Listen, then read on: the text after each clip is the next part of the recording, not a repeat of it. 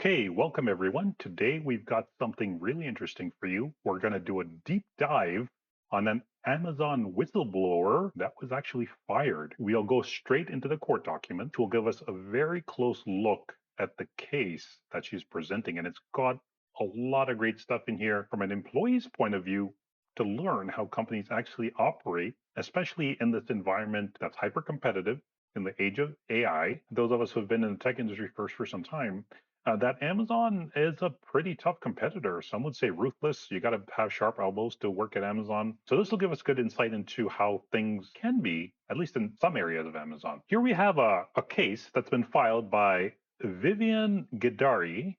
I hope I got her name pronounced right, who is suing Amazon for a whole host of reasons, including discrimination, including retaliation, including harassment, and even wrongful termination. So let's see what she has to say.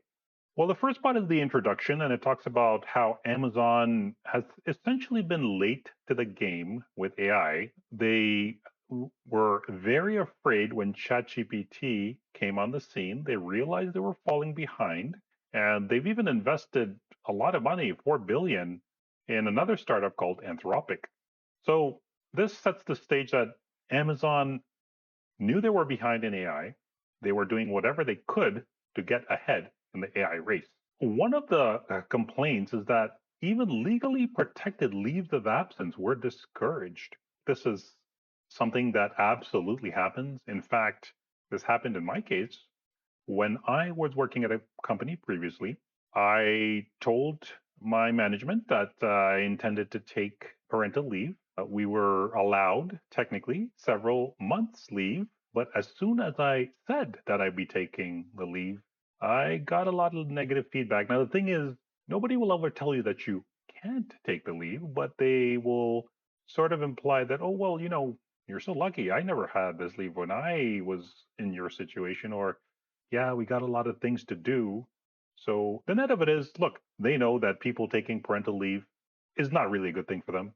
Okay, so she's basically saying she was retaliated against and her career experienced collateral damage. Now, it says she was an AI researcher who holds a PhD, so great credentials. She worked on AI from Amazon from May 2018 to December 2021 and from March 2022 to November 2023.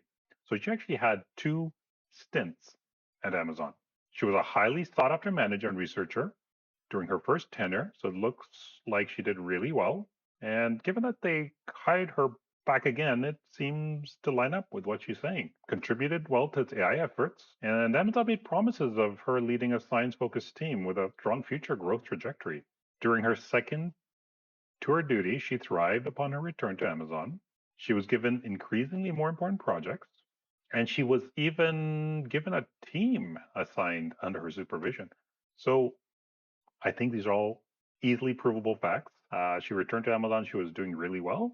She was given a team, increasing scope. Now let's take a look at what happened.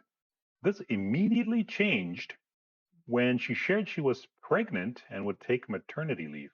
Interesting. Frustrated with the timing of her pregnancy, rival OpenAI's GPT-4, by all accounts, GPT-4 is leading the market right now when it comes to AI and large language models or LLMs. And now she's saying that they were convinced she would not be a sufficiently reliable employee after becoming a mother. And her supervisor handed her off to a subordinate. Interesting. So if this is all true, and I think, again, the facts of this that she's talked about so far should be easily provable, it definitely sounds like as soon as they knew that she was prioritizing family life and going to take some parental leave, things turned out pretty bad for her on the career front. An interesting point here is that when Ms. Gadiri conveyed to the legal department, her leaders had directed her to violate internal copyright policies. This is an interesting one. For those of you who are not as tuned into what's going on with AI, there's a big issue because AI learns from existing material. It's a bit of a gray area what AI is entitled to learn from because credit is often not appropriately given to the source material. Even OpenAI, if you look at their leading executive recently, there are videos of that, and I'll post it here. if I can find some. They're very cagey when people ask them directly about the material their AI is trained on. And that's because if they admit that it's been trained on things that it shouldn't have been trained on, that can call into question the whole legality of their AI. And here, Ms. Kadiri was actually trying to protect the company by making sure they didn't fall into the same trap.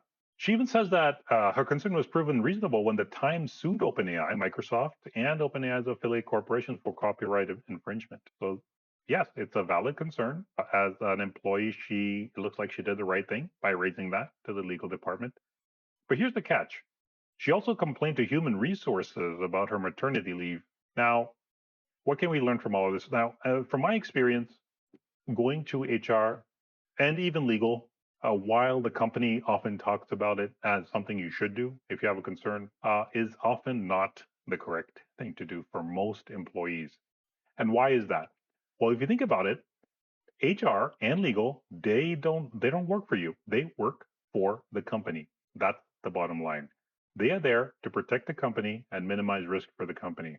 If you go to HR and or legal, the only way that you can win in this situation is if taking your side is actually better for the company than taking the side of whoever's violating the policies.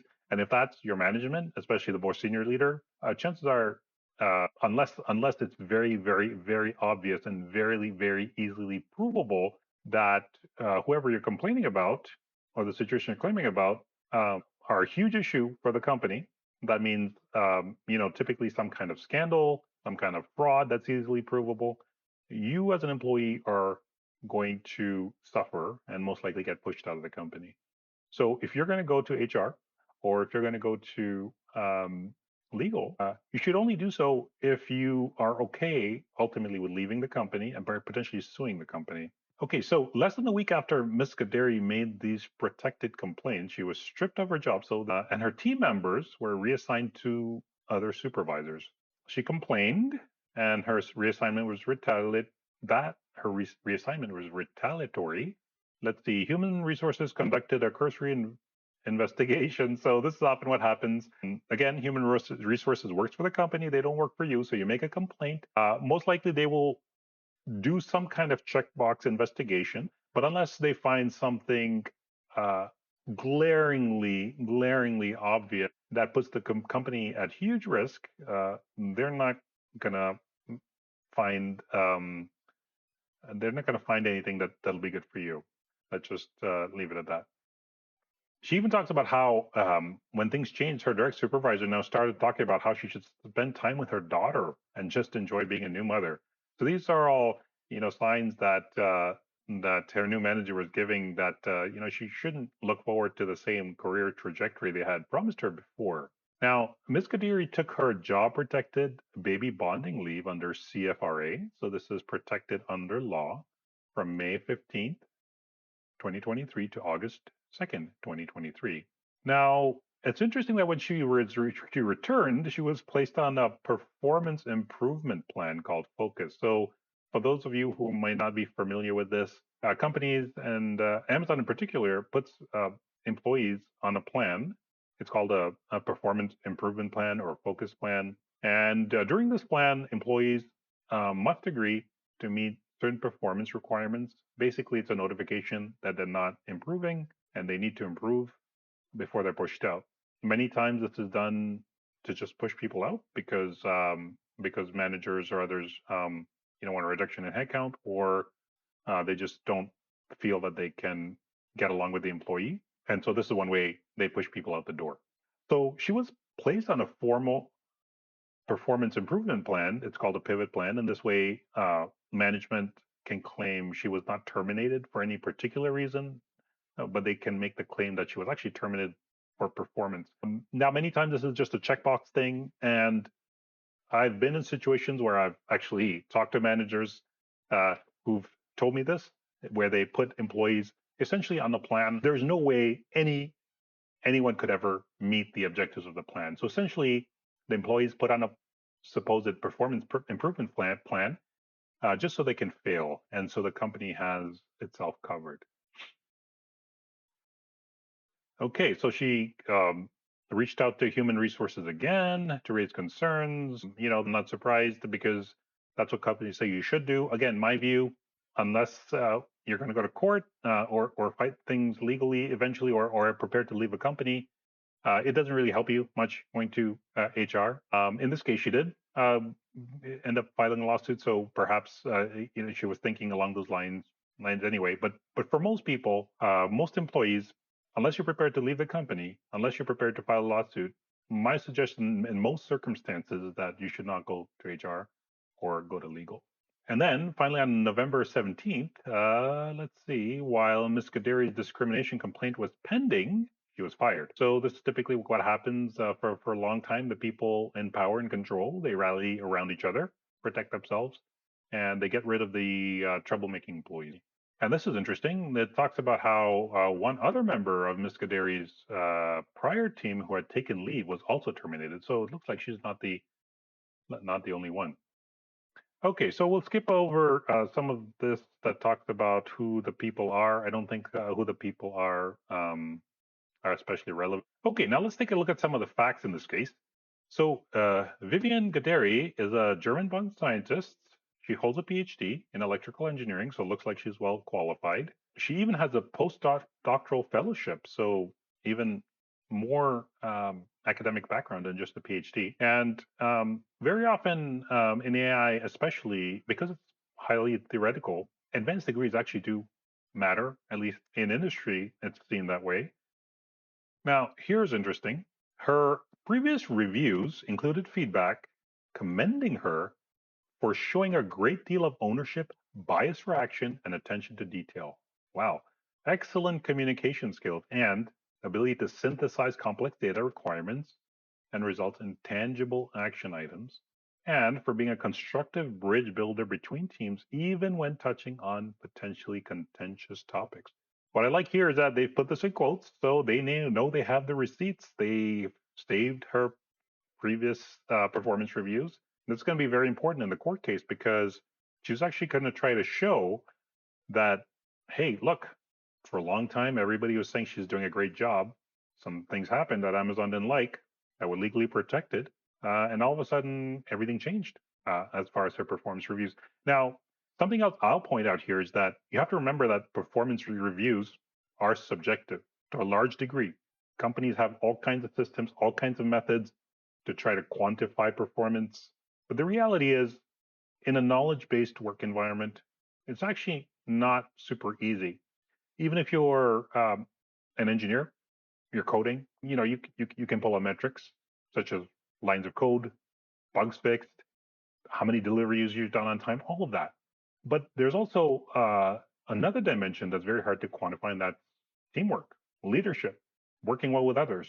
And all of that is very difficult to quantify. So the net of it is that you can have very different performance reviews depending on who's doing the reviewing. And if someone is out to get you for whatever reason, or they just feel you're not aligned with their own view of how things they should be, it's not necessarily that hard to essentially point to areas that you could do better on and point those out as reasons for why you're getting a bad performance review. Many times, leaders, unfortunately, and managers never take ownership of their own issues because obviously if they do that it limits their own career, and so what they do is they put the issues on the people that report to them, right? And that way they can say, hey, look, here's the problem, and basically I'm fixing it by pushing this person out and replacing them with someone else.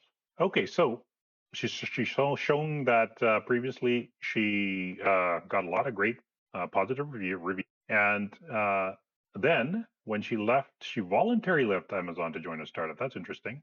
Amazon began recruiting her to return to the organization. So this is really interesting because she left Amazon after her first stint, and Amazon actually came to her and tried to get her to join the company again based on her strong performance and relationships with colleagues. So I think so far she's got a really strong case. Her prior supervisor offered her a new role with the promise of a future opportunity to become an applied science manager. Wow, the highest paying technical role in the department. And this is interesting because most science positions are in an independent contributor track, while the applied science manager would allow her to manage a team. Makes a lot of sense. It gave her a lot of room for career advancement if she came back to Amazon. So finally, Miss Kaderi on March 28 did come back to Amazon. She was at the top of her salary band, so another sign that Amazon thought very highly of her. She led a team of 3 employees, a scientist and 2 engineers. So she did get what she was promised initially from Amazon. She performed well and received positive feedback. Okay, her initial return to Amazon, everything looked like it was going really, really well. So she's building the case again that she did really well before leaving Amazon. After she joined Amazon, the second time she was doing well as well. Now let's take a look and see what happens after. Well, it looks like in September 2022, Amazon created a new team focused on data quality and compliance in Alexa. And Ms. Kadiri moved up the organization, would report to the director of the department, Daniel Marcoux. Now, in the new role, Ms. Kadiri was granted the ability and build an applied science team. She supervised a total of 6 employees, comprised of 5 scientists and 1 senior engineer. Ms. Kadiri and her team undertook numerous research papers and presentations, including research on modeling for the detection of sexism in language models. Interesting. So she was working on ways to improve the results of AI large language models or LLMs. Now, this is interesting. They're making a statement of, looks like, opinion here, or what they're trying to prove, by saying just after a week after Ms. Kadiri's promotion was announced, the defendants began the process of sidelining her because it disclosed her pregnancy. Ms. Kadiri had previously shared the news about her pregnancy with her former manager, who had not communicated to her current manager. And that was probably one of the issues here, is that at the managerial level there wasn't enough communication that happened, and I've seen this many, many times before. The new manager is very career focused, most likely, and it was probably a big surprise to the new manager that this new employee who was being transferred to him was now going to um, take pregnancy leave. It looks like the manager responded by informing Ms. Kadir that she would be temporarily transferred to a different employee. And it looks like he even admitted he transferred her because he would not have to worry about managing her team during her leave. Now, it's interesting what the new manager actually pressured her to delay taking leave so that he could complete more work. And Ms. Kadiri complied, and as a result, she worked until November 15th, 2022, or a week later than she had originally intended. And that was actually the day she was forced to undergo an emergency C-section. Wow. So, because of the delay uh, in taking her leave, it sounds like that may have complicated her pregnancy, and it forced a C-section. Now it says that 2 weeks into Ms. Kadiri's pregnancy leave, OpenAI launched ChatGPT 4. And as we all know, ChatGPT 4 is considered the leading AI LLM at this time. And it caused panic within the organization. So far, makes perfect sense. And somebody else was assigned in her absence to lead the project until she returned. Now, this is pretty standard. Usually, when somebody takes leave, somebody's temporarily assigned. Now, what's interesting here is that in January 2023, Ms. Kadiri returned to work, and not only did she return to work, but she actually began participating in team calls 2 weeks before her formal return to help with the transition. Now, when she returned, her team informed her that her new manager had been absent for 4 to 10 weeks of her leave. So the new manager was not really managing the team. He really met with the team and provided the little to no direction or input. So basically, the team told her that the work that was needed to be done during a 10-week leave was not completed. Wow. So let's recap a little bit. As soon as Ms. Kadiri talked to uh, talked to her manager about her pregnancy leave, the manager put her under somebody else because he didn't want to manage the team while she was on leave. I think most people would say, well, the person in charge should be doing that. So that's a little bit questionable. But the new manager that was supposed to be mentoring and managing the team, it seemed was missing in action. So essentially, the work was not completed. What it looks like is that the management team is going to try to blame Ms. Kaderi for this. And frankly, in their mind, it might be that they actually think it was her fault because she took the lead. It's just a matter of opinion at this point, of their opinion. I'm not saying it's the correct opinion, but that's what they think, and that's probably the why they exhibit the behavior that they're exhibiting here. Now, she also says that the new manager made numerous discriminatory and harassing comments to Ms. Kateri upon her return. He said things like, "Take it easy. I know it's hard to be a woman with a newborn. You should spend time with your daughter. Enjoy being a new mother." That's interesting. So it looks like he was basically telling her not to push too hard. And um, it's a bit unusual because on the one hand, you could see it as, hey, this is an understanding manager. But on the other hand, especially given the culture at Amazon, it seems like um, basically they were setting up her up not to expect too much in the organization anymore. So Miss Kadiri asked if she could be transferred back to report to the manager that she was originally reporting to, higher up in the chain. And well, she was basically told that they didn't know and to ask the person she wanted to report to directly. So she messaged the person she wanted to report to, but she was denied the request and was told to continue to report to her current manager without any explanation. And often this is the case. Managers, when they do these kind of things, they want to minimize the amount of information as much as possible. So it looks like somebody else joined the organization then as director later in the month. Ms. Kadiri made the request again to be transferred, and she was told that it's for the new person to decide and not me.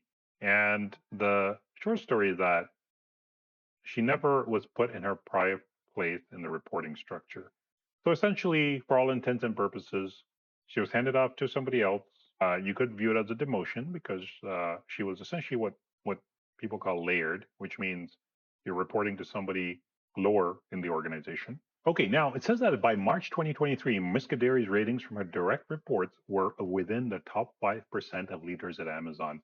Now, companies often do surveys from the employees to try to evaluate how the company is doing, how employees feel, and very importantly, how employees feel about their managers. In my experience, this is taken into account when managers are being evaluated. But I will say that it's not as important in my experience as people think. In most of the hiring decisions I've been a part of, discussions, promotions, especially in the senior leadership levels, I was actually surprised that in many of them, nowhere, not even once, people brought up the surveys and the views of their existing employees.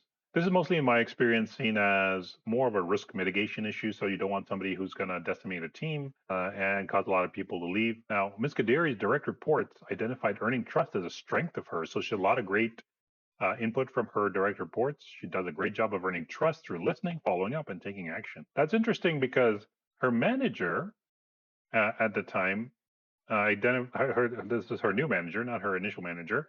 This is her manager who she was put after she came back, identified her as identified earning trust as an area where Ms. Kaderi needed to grow along with delivering results. And this is along the lines of what I spoke to earlier, where reviews can be subjective, and frankly, if a manager doesn't want you on the team, they're just going to make the data fit the view that they want to convey.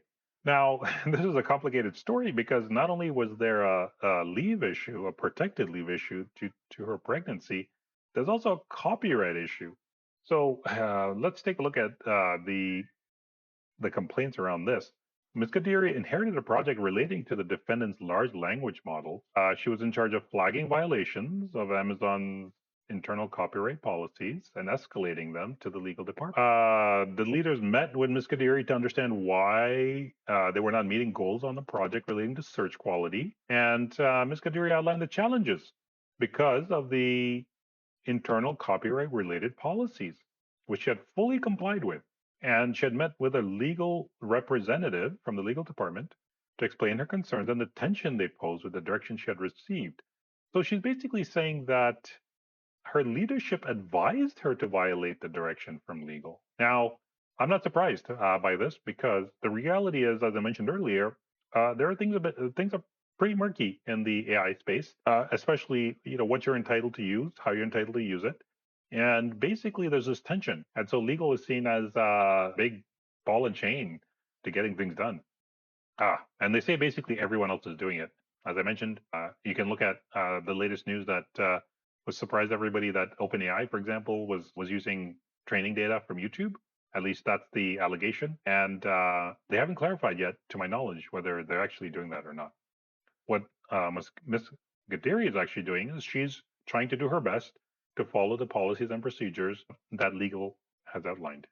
So it sounds like basically what has happened is that Gadiri was issued to her management on two fronts. On the first front, she was taking leave, and that was problematic to her management's view because they needed to get things done quickly. And the second thing is she was too by the book. She was following the rules that the legal department had laid out too closely, and her management basically felt that others in the industry were not following the rules. They were moving much faster by sort of ignoring the rules and straying into that gray zone further than Ms. Kadiri was comfortable doing. Now, it says that on March 28, 2023, Ms. Kadiri had another review, but it did not consider input from her prior manager or positive feedback provided by her team. Um, in my experience, as I said, feedback from the team, your direct reports, they're looked at, but they're usually not the primary factor when a manager is being evaluated. She says that the manager's feedback portion of the review was largely negative and contradicted by the positive feedback her team members had. Now, I think that could entirely be the case, but the fact remains that companies don't view the manager's employees as the most important factor. In fact, if companies have to trade off what's more important, they would trade off operating with your peers and how you get things done, more importantly than the people that work under you. And I've seen this several times. Most employees think that when they fill out the company surveys, that their manager is judged based on that. There is some element of evaluation based on that, but in comparison to many of the other factors, it's just not that important. It's more of a risk mitigation issue more than anything else. Now, the new review says that Ms. Gaderi needed to improve earning trust and delivering results. That's interesting. So she left Amazon. She was hired back. They pursued her. She did really well at the beginning. As soon as she said she was going to take some leave, all of a sudden, well, wait a minute, she's not earning trust and delivering results anymore. Sounds suspicious to me. Now, this is interesting. It looks like Ms. Kadiri knows what she's doing. She asked her manager about this contradiction, and he could not give her a response backed up by any data. This could be true, but it could also just be that managers don't feel the need to, because if they don't give you any data and you don't pursue it, they win. And even if they have the data, they may not want to give it to you because they don't want to reveal that the hand that they have. So, given the situation and given that she didn't get along with the manager, it's hard to draw a conclusion from this. But I think it was a good idea that she asked for data and that she did get it. Now, here it says on March 31st, Ms. Kadir complained to Human Resources about the review and her transfer after informing her management of her pregnancy and that she had never been reinstated to her former position as she was promised. Human Resources said they would investigate and respond to Ms. Kadiri. Now, what has happened here is that Ms. Kadiri went to Human Resources because that's what the company tells employees to do. The Human Resources said that they would get back to her. What they're probably going to do is go talk to the manager. They will tell Ms. Kadiri that they did conduct a review, but they're going to check with the manager as well as the leaders of that manager in the organization. They're going to try to see how things stack up, try to read between the lines, and try to see what the department actually wants to do. Now, unless they get some kind of signal that the business, that the department has big issues with the manager in question, they're not going to do anything. So here it says on April 5th, 2023, her manager scheduled a one on one regarding her 2022 compensation statement. And Ms. Kadiri asked for an explanation again about her contradictory review. Her manager refused to answer or share any data points, became defensive, and said he would take it up with higher up. So this is not a good position to be in, where you are essentially in a combative mode with your manager. If this is the case, my observation in companies is really, there are two options. Somebody's got to go, and so it's either the employee or the manager. And when I say got to go, it could be just go in terms of move to another role within the company. But you cannot have a situation where you are essentially in a combative position with your manager for an extended period of time. It must be resolved very quickly, or somebody's going to go. And most of the time, it's not the manager. Most of the time, it is the employees. So my advice to employees is to think very carefully about how you want to approach management, and particularly when you want to escalate it to HR and or legal. Once you do that, chances are you're never going to work with that manager ever again. So now, approximately an hour after this, Ms. Kadiri received a request to meet with the leadership, including her manager. Ms. Kadiri probably saw the writing on the wall at this time, and she wrote to Human Resources the following day, indicated she was concerned about the meeting. Now, I'm thinking that at this point, Ms. Kadiri probably knew that going to Human Resources was not going to get her anything, but she probably did it anyway because she wanted to have a written record that she did what she was asked to do. But it is also possible that that until this point, she just thought that Human Resources was the go-to for her, that was the escalation path. And again, my advice is that no, it's not really not for the employee, not unless you're prepared to leave the company and or you have a good case. Your odds are that you're not going to get an outcome where you are given the promotion, the pay increase, a different manager, all of those things that you want by going internally in the company and escalating the situation. Now, she complained to HR that the work dynamic had shifted from just 4.5 months ago. On about April 6th, 2023, Ms. Kadiri met with her manager and leadership, and that they announced that they decided to strip Ms. Kadiri's team from her and demote her to a position reporting to a peer. Wow. So basically, what has happened is that Ms. Kadiri's escalation not only didn't get her what she wanted, but it got her to lose her team and her position as well. Now, on April 10th, 2023, Ms. Kadiri stating her good faith belief that she had been demoted due to discrimination and retaliation. Again, I'm not sure whether Ms. Kadiri at this point was still doing this because she believed that Human Resources would eventually be on her side or was on her side. The situation escalated and gone too far already. But I think it's good that she's doing this in any case because then she can show that she's exhausted all other methods of remediating the situation.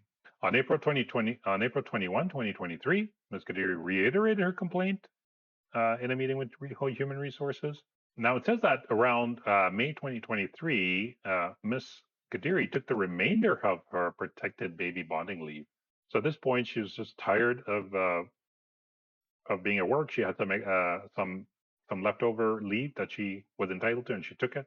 She returned to work in August 2020. Now, here's an interesting part. It says that while Ms. Kadiri was on leave, an HR representative informed her that they had reviewed relevant documentation and found a violation of Amazon policy.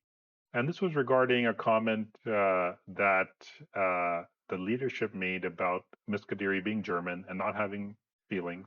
And I think that's something that was likely admitted to because it was actually documented.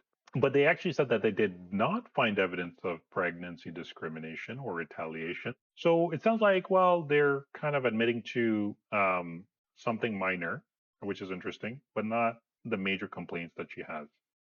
And HR basically said, look, org changes can happen at any time. And actually, this is true. HR is saying that org changes can happen at any time. And in the US, this is true. It's an at will employment situation in many places, and changes can happen at any time and for any reason, except for those that are protected by law. And they're also saying that the reporting structure was not a demotion and were not discriminatory.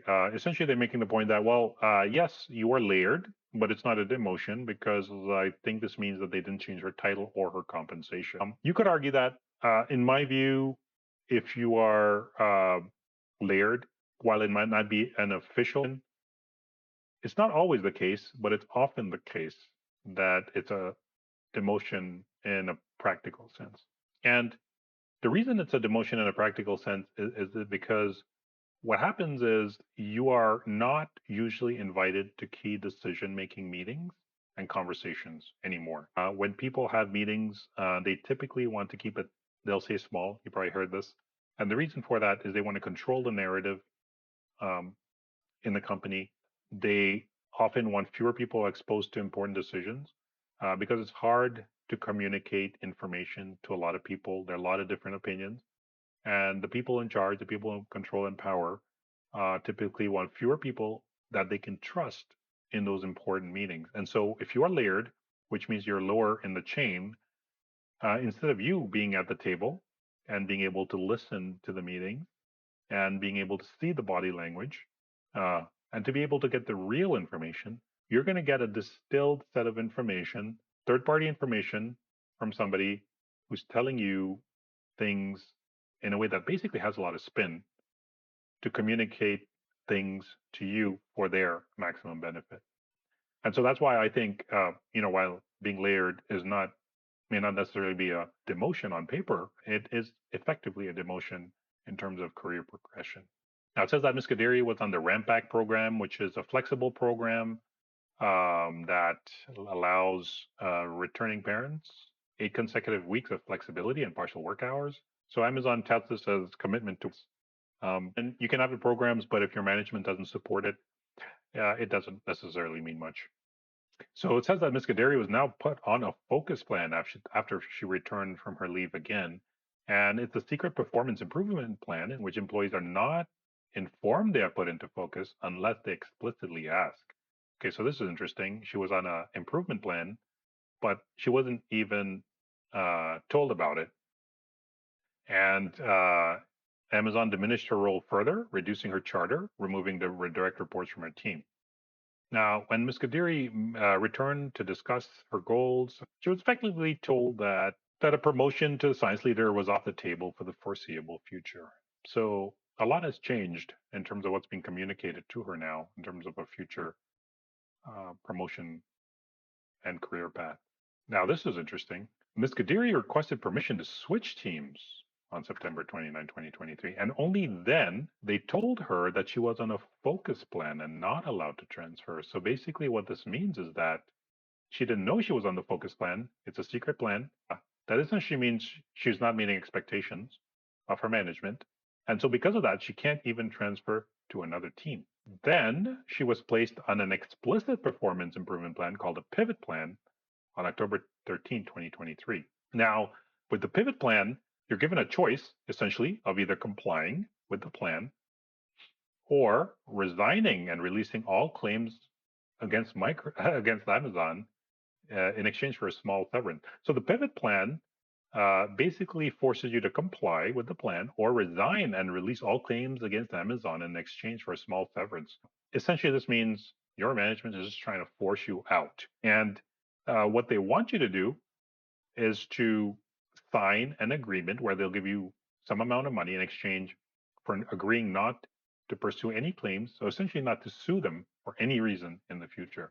Now, Ms. Kadiri says that the plan was essentially concocted to guarantee Ms. Kadiri's failure. She was asked to Create a plan to reduce data storage costs across the entire Amazon bot organization by 75% in just 8 workdays. Wow. Now, this is astounding. I mean, to reduce storage costs by 75% in just 8 workdays, this sounds like she's being set up for failure. She asked several other high performing engines about the goal, and they confirmed that they did not believe it was possible within the given time frame. It doesn't sound possible to me. And I know I've talked to other managers previously in my career, and if they wanted to get rid of employees, and if HR had some kind of process where they had to go on a plan first, they would simply give them a plan that was basically impossible to meet, and then claim that they did not meet performance.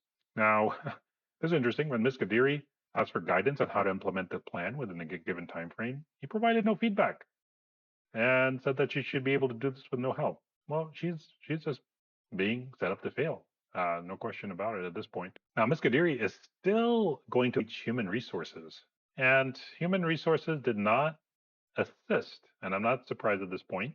Everybody pretty much knows that she's being pushed out of the organization. HR checked all the boxes that it had to do for risk mitigation, so it's not going to bother anymore. And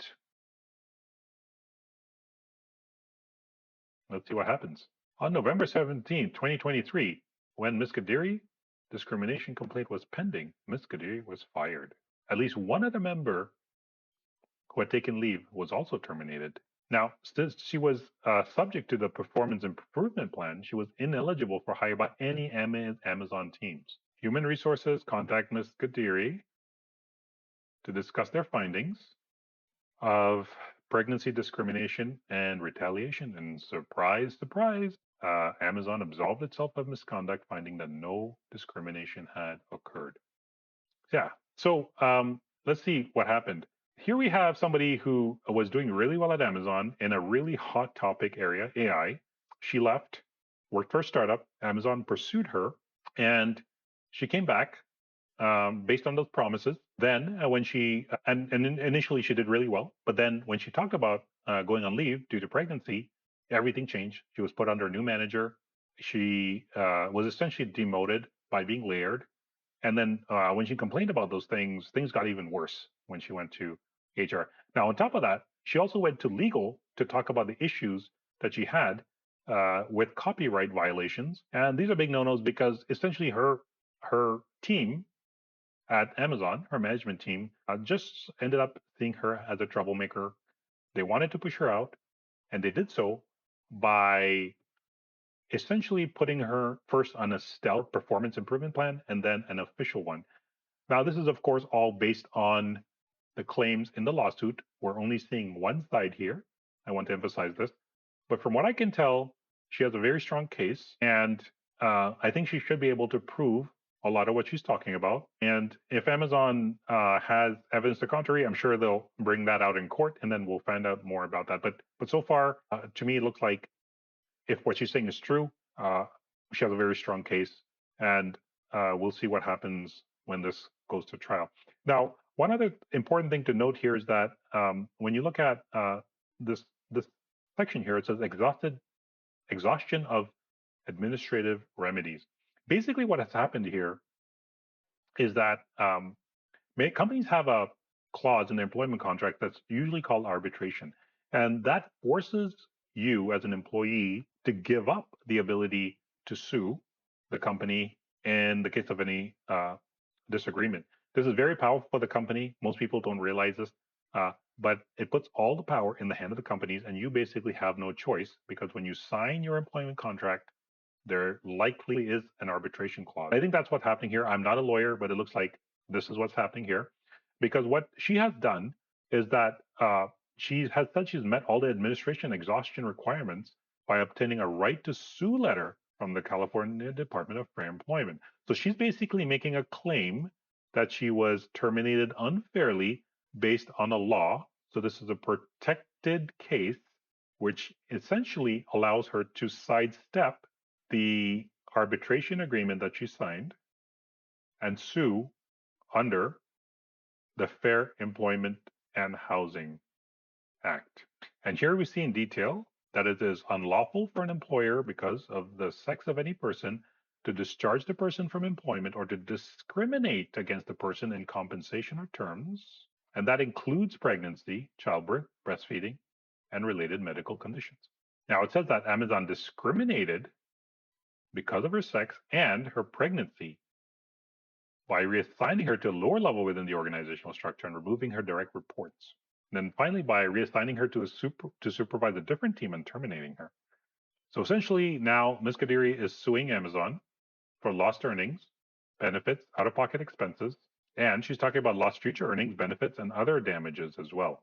So likely, she's not only going to go after lost pay here, but also lost potential earnings in the future. Now, here it also says that Amazon's conduct has been intentional, deliberate, and malicious, reckless, essentially setting her up for punitive damages. And what this means is that judges can offer the plaintiff not only the damages that they actually incurred, including future earnings, but also substantial damages in terms of punitive damages, which can be substantially more than all of the other awards that she gets. And this is because the court system wants to punish those who egregiously violate the law. And that's how the plaintiff can benefit even more. Let's take a quick recap and see what we can learn here. So first, I think it points to the culture at Amazon. Amazon is a hard-driving culture, formidable competitor. It's one point of view. I think when the case unfolds, we'll see what the reality is. But I think those in the industry know that Amazon has a pretty tough culture. The second thing, I think, as employees, what we need to understand is that when we go to HR or even legal, we better understand that it is an escalation. We shouldn't be doing that unless we are prepared to accept the outcomes that will likely happen through an escalation, namely that you will likely have to leave the company or your manager or your leadership will have to leave. So you have to judge for yourself whether that battle is worth fighting. Now, it may be if the rewards are there. In this case, Ms. Gadiri is also going after punitive damages. So she may get not only what she thinks she's lost monetarily and in the future, but the judge might actually punish Amazon for such an egregious behavior if it's all true. And she could be, who knows, awarded millions of dollars in the process. But again, for most employees, if it comes down to he said, she said type of thing, it's just not worth it, especially with the arbitration clause. It's not worth fighting a big company. The best solution is try to push a little bit and then just move on without trying to escalate the situation to HR or legal. What could she have done better? So I can't see too much she could have done differently, except perhaps if she wanted to stay at Amazon and pursue a career there, try to find more supportive management and try to transfer before escalating things and before she essentially got into a place where she was in a combative position with her own management. That's never a good place to be. Okay, well, that's all for this deep dive. I hope you found it useful. And if so, look forward to seeing you on the next one.